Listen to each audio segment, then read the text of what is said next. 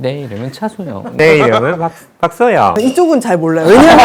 왜냐면 우리 회피형 애착의 이제 오진 선생님은 정치인이었거든요. 레지던트 때. 입맞춤은 몇 주에 해야 되고, 뭐 모빌보 때도 몇 주에는 흑백에서 칼라로 바꿔줘야 되고, 뭐 그리고 개월수마다 국민템이 있잖아요. 맞아요. 그래서 그 개월수에 그 놀잇감을 꼭. 안녕하세요. 닥터 프렌즈입니다. 익숙한 얼굴이 오셨는데요. 안녕하세요. 저는 소아청소년 정신건강의학과 전문의 박서영입니다. 반갑습니다. 지금 되게 잘 지내시는 거잖아요. 원만하게. 저희 둘이요? 아니 본인이. 잘 지내. 노래로도 한번 해주시면 안 돼요? 계속 그거 오늘 하루 종일 써먹으실 거죠? 그래도 한번 해주세요. 보고 되게 감탄했어요. 어차피 티저에 쓸 거거든요. 티저 나가요. 나는 뭐 소아청소년 정신을 가르치는 박소영 뭐 이런 거 아니에요? 내 이름은 차소영. 내 이름은 박소영. 나는 박소예요. 나는 박소예요. 뭐더라? 기억이 안 나. 상담을 하고 있다. 아이들의 마음 기억이 안 나 진짜. 그러면 그걸 넣자. 나는 박소영 전문의 어린이의 친구 아이들의 정신건강 책임지는 의사 얍얍 위험할 때 구해주는 부모. 제가 그때 되게 상태가 좀 몸도 마음도 굉장히 건강할 때 지금은 좀 뭐 몸은 건강한데 마음 죄송해요. 많이 안 건강하군요, 지금. 네. 몸이 좀 안 건강해가지고. 그러면 좀 다음에 나오셔야 되는 거 아니에요? 좋은 컨디션에 나오셔야지. 닥터 프렌즈까지 같은 이렇게 100만 유튜버는 이제 저의 스케줄 상관없이 그냥 부르잖아요. 너 이때 와 이렇게 하니까. 진승이가 갑질하죠. 네. 그래가지고 제가 이날 이것밖에 안 될 것 같은데 야. 이렇게 하셔가지고 제가 당연히 와야죠. 동기고요. 정신과 동기고요. 또 뭐 오늘 처음 보시는 헬프님들께 간단히 소개해드리면 더듬어. 왜 그러세요? 네, 저랑 정신과를 같이 수련을 받았던 레지던트 동기고 이제 정신과 전문의이자 그걸 끝나고 또 소아청소년을 세부 전공으로 하신 소아청소년 정신과 전문의시죠. 그래서 이번에 마음이 부자인 아이는 어떻게 성장하는가라는 책을 썼는데 책 이름은 외워야 되는 거 아니에요? 뭐 이렇게 계속 이렇게 아니요. 책 이름 외우죠. 뭐를 보냐면 저 사파를 봤어요. 사파가 너무 예쁘다. 근데 이 책이 지금 가족육아 교보에서 1등을 했다고. 온오프 통합일 때 이 쉽지 않은 대기록이거든요. 너무 좀 부럽기도 하고. 굉장한 거 아닌가요? 난 책을 쓰면서도 1위? 1위 못 해봤거든요. 1위 어려워요. 그만큼 사랑을 받고 있다 이런 책인데 책이 나온 지 2주가 됐거든요. 오늘 2쇄를 찍었습니다. 대박인데요? 그러면 벌써 3억을 번 건가요? 무슨 소리예요? 아니. 책을 안 써본 사람, 써보셨구나. 네. 써보셨나? 잘 몰라서. 인쇄를 안 받아보신 분이라가지고 근데 오늘 좀 출판사에 돈을 물어주셨다고. 오늘 이 시간에 오신 게 압구정 임장 다녀오셨다고.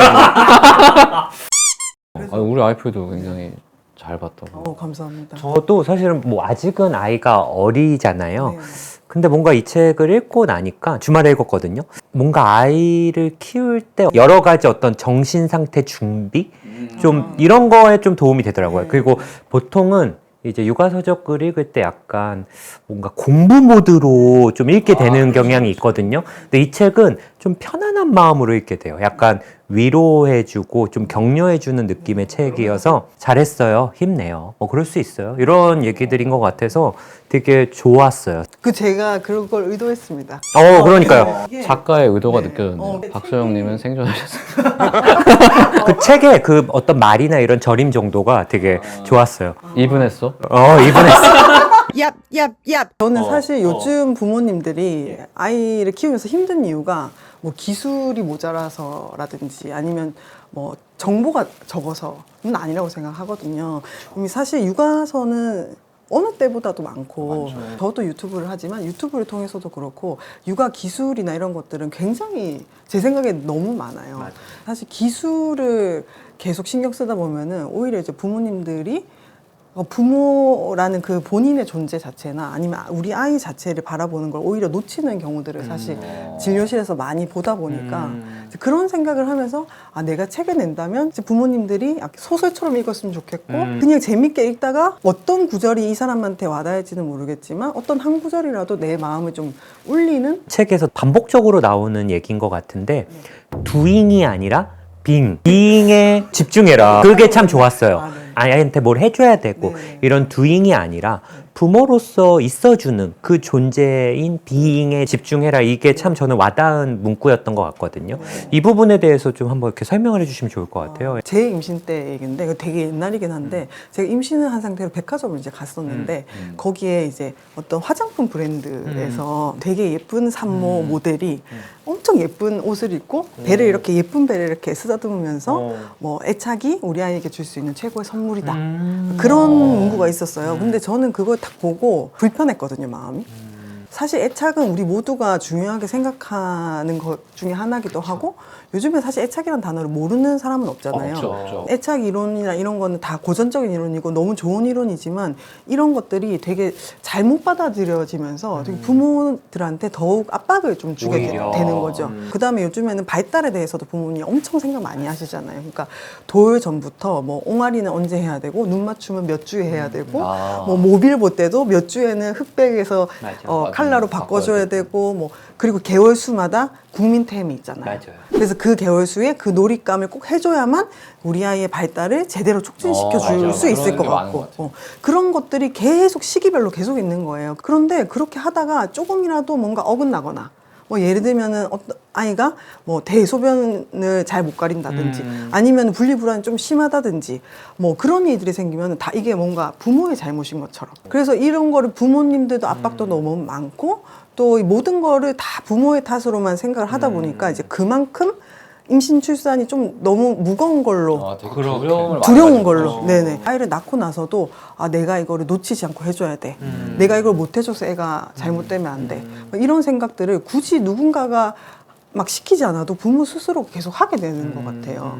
이제 그러다 보니까 사실 공부를 많이 하시게 되는데 그러면 막 공부만 하고 실제로 우리 아이하고는 실제 관계는 못 맺고 이런 경우들을 제가 진료실에서 굉장히 많이 봅니다.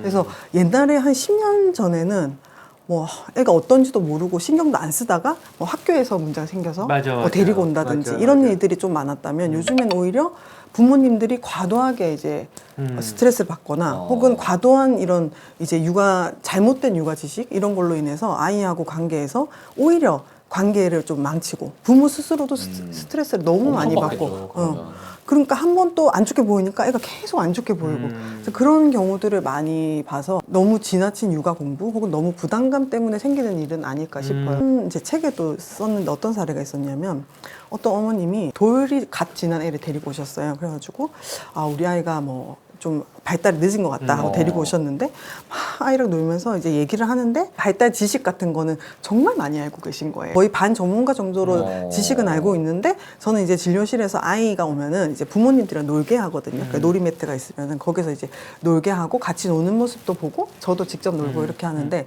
이제 어머님한테 아 어머니 우리 좀 같이 아이랑 한번 놀아보자고 했더니 어머니가 엄청 얼굴이 새빨개지시면서 지금 놀라는 얘기냐 하시면서 근데 뭐 사실 제가 옆에 있으니까 조금 어색할 수는 있잖아요. 그래서 이제 제가 같이 이렇게 바닥에 같이 앉아가지고 그럴 때는 놀아요. 그러니까 어머니가 집에 있는 장난감이 없어서 못 놀겠다. 이거는 이런 건 안 해봐서 어떻게 노는지 모르겠다. 막 그렇게 하시다가 그래서 아 그러면 우리 어머니 깍꿍놀이 한번 해볼까요? 깍꿍 이렇게 했더니 어머님이 자기는 깍꿍놀이를 한 번도 해본 적이 없으시다. 애가 거의 돌이 네. 그러니까 이제 이런 것들이 어떻게 보면은 너무 주객이 전도된 거죠. 그러네요. 그러니까 머릿속에 해야 될 거, 줘야 될 거 이런 것들만 가득 차다 보니까 실제로 우리 아이 곁에서 한 엄마, 한 아빠로서 이렇게 옆에 존재해주는 그렇게만 해도 우리 아이들이 충분히 사랑을 느낄 수 있고 부모도 이제 사실 그런 경험을 통해서 아 이렇게 하니까 우리 아이가 좋아하는구나 아 이렇게 우리 아이는 웃는구나 아, 우리 아이는 이런 웃음소리를 내는구나 하고 이렇게 느끼면서 이거를 부모가 되어가는 과정을 체득해야 되는데 몸으로 배워야 되는데 이거 이제 머리로만 배우게 되시는 거죠. 그래서 좀 이 책에서 이제 제가 드리고 싶었던 그 핵심적인 것 중에 하나가 좀 doing이 아니라 being 부모라는 존재 자체로서 우리 아이들 곁에 좀 존재를 해주자 그런 본질적인 내용을 좀 얘기를 하고 싶었어요. 정신과 방어기제 중에 약간 지식화? 약간 이런 맞아요. 것 같기도 해요. 네네네. 그러니까 내 아이를 위해서 뭔가 더 잘해주고 싶고 하는데 어쨌든 그런 여러 가지 불안한 마음, 부정적인 감정들을 어쨌든 뭔가 지식을 습득하는 걸로 좀 이렇게 해소하려고 하시려는 마음. 그러니까 결국은 그 핵심에도 어떤 사랑이나 애정이 있는 건데 그게 이제 좀 조금 이제 어떻게 보면 밸런스가 좀 잡히면 좋겠는데 요즘은 너무 두잉에 집중하신다라는 게 저도 좀 느끼는 부분이 있는 것 같아요. 이거 되게 또 중요한 말인 것 같은데 그러면은 너무 지나치게 맞아. 공부하고 그러니까 그래서 엄마들이 유별나다. 요즘 맞아. 아빠들이 유별나다. 옛날에 안 그래도 다 컸어. 뭐 이런. 좀 이런 파가 또 생겼어요. 아무것도 안 해도 돼. 그럼 박수영 선생님 얘기를 사실 오해할 수도 있겠어요. 그럼 박수영 선생님은 그쪽 판가? 저는 사실 육아 공부는 해야 된다고 생각하거든요. 근데 이제 육아 공부가 내가 전문가가 되는 게 육아 공부는 아니잖아요. 아니다. 내가 소아정신과 의사가 될 필요는 없잖아요. 우리 아이를 키우기 위해서. 내가 하는 육아 공부는 사실 내가 부모가 되는 마음가짐, 그 부모가 되는 연습, 그다음에 우리 아이를 더 잘 관찰하기 위한 그런 연습이 쌓여가지고 나가야 되는 거죠. 예를 들면은 우리 수영하는 것처럼 수영을 이제 글로만 배울 수 없잖아요. 아 그렇죠. 그건 해봐야죠. 네, 해보고 또 해보고 해봐야 이제 나중에는 정말 특별히 머릿속에서 뭐 팔의 각도라든지 호흡을 몇 번 해야 된다든지 이런 생각 안 하고 그냥 어느 순간에 만약에 바다에 이렇게 갑자기 빠지는 순간에도 나올 수 있는 거잖아요, 자연스럽게. 그래서 부모라는 거는 어떻게 보면은 되게 자연스럽게 내가 부모 역할을 할 수 있어야 되고 자연스럽게 아이를 보듬어 줄 수 있어야 되는데 부모 역할을 롤플레이 하는 것처럼 이게 몸으로 체득이 안 되는 거죠. 그래서 이렇게 조금 해보다가 또 안 되면 또 다른 거 좀 해보다가 또 다른 거 해보다가 애도 헷갈리지. 애도 헷갈리고 이제 부모도 헷갈리고 그러면 이거 육아 공부 다 필요 없다 이렇게 하게 되시는데 그래서 저는 요즘 같이 정보가 많은 시대에서는 공부를 해야 되는 건 맞다고 생각합니다. 왜냐하면 또 정보를 걸러내는 힘이 있어야 되거든요. 네, 정보가 이렇게 많은데 그 중에서 내 아이한테 꼭 필요한 거, 그다음에 내 아이한테 맞는 거, 그다음에 우리 부모한테도 맞는 거, 내가 할 수 있는 거 이런 것들을 골라내는 능력을 위해서는 기본 육아 공부는 해야 되겠죠. 근데 이제 그게 전문가가 되는 것이 정답은 아니다. 네. 책을 읽다 보니까 상호주관성이라는 단어가 좀 많이 나와요. 저는 읽으면서도 되게 새롭고 좀 재밌었는데 그 부분을 좀 간단하게 한번 설명해 주시면 좋을 것 같아요. 기억이 맞는지 안 맞는지 잘 네. 모르겠는데 이 얘기를 레지던트 때도 했던 기억이 나세요? 상호주관성이요? 네. 아니요, 기억 안 나요. 기억 안 나요. 그러실 거예요. 그때 기억을 뭐- 잘 안 하는 스타일이어가지고. 그때는 주로 뭐 연애 얘기 같은 거 많이 하고 그래가지고 그런 건 아마 귀신같이 기억하고 있겠지. 상호 주관성이 연애에서도 적용되는 말이거든요. 제가 이제 정신과 의사가 되면서부터 제일 좋아했던 개념 중에 하나가 이 상호 주관성이라는 개념인데 그랬어요. 상호 이제 두 사람 간에 두 사람 이상 나와 다른 사람이 있어야 되겠죠. 그 두 사람 간의 주관성이라고 하면 사실 나만의 고유한 것이잖아요.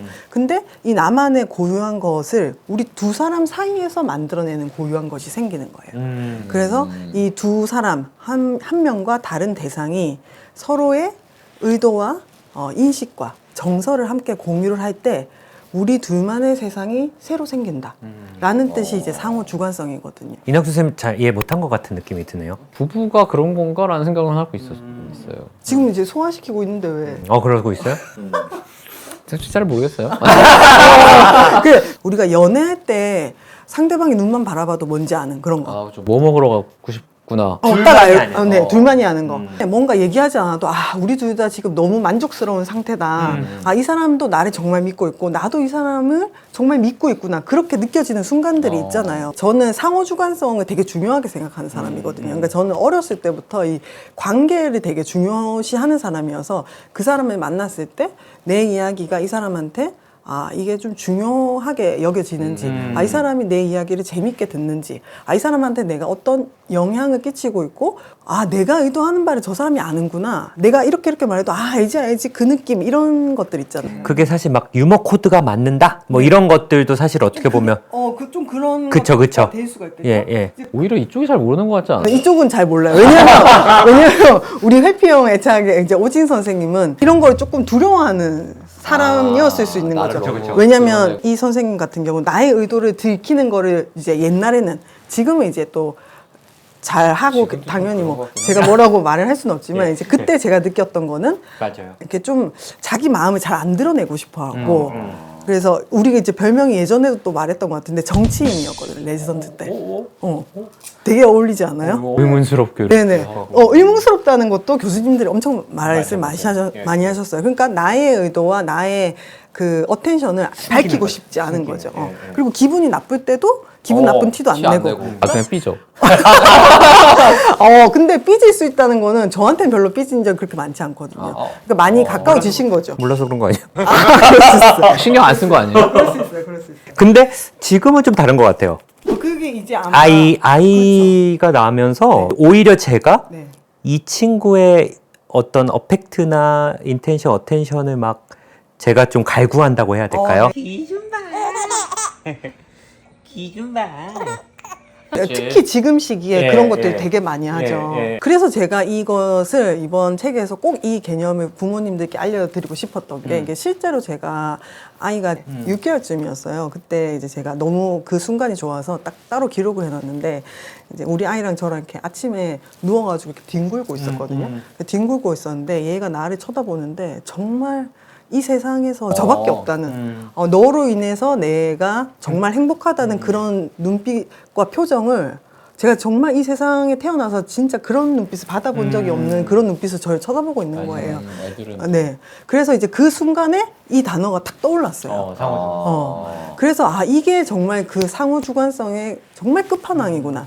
그러니까 우리가 사실은 성인이 돼서 만나는 연인 관계나 뭐 친구 관계나 가까워도 항상 이성적으로 좀 대하려고 하고 많이 생각도 많이 해서 이제 대하고 관계가 깊어지려면 좀 시간이 필요하잖아요. 노력도 필요하고 내가 낳은 아이는 그게 훨씬 쉬운 거죠. 그러니까 굉장히 연약한 존재고 이 아이는 그런 거 없이 정말 아무것도 없이 무조건적으로 나를 사랑해 주니까 그냥 훨씬 잘 느껴지는 거예요. 그래서 그런 순간들을 이 개념을 알고 계시다면 좀 더 이렇게 더 쉽게 이게 그 순간이구나. 이게 우리 아이하고 내가 연결되는 순간이구나.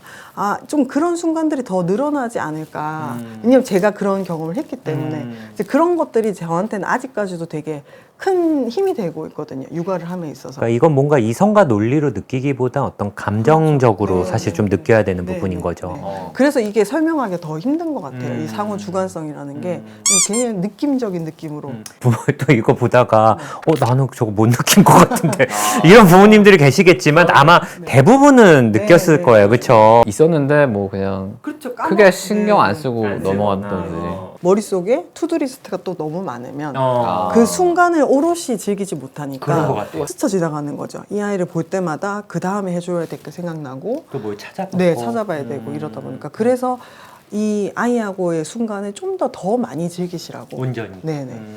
좋은 부모의 4가지 공통점이 있다. 우리 엄마 아빠도 큐리오시티는 계속 가지고 있었던 것 같긴 해. 이 새끼는 왜 이럴까? 유쾌하게 같이 숙제해볼까? 지금 약간 조롱하시는 거 아니죠?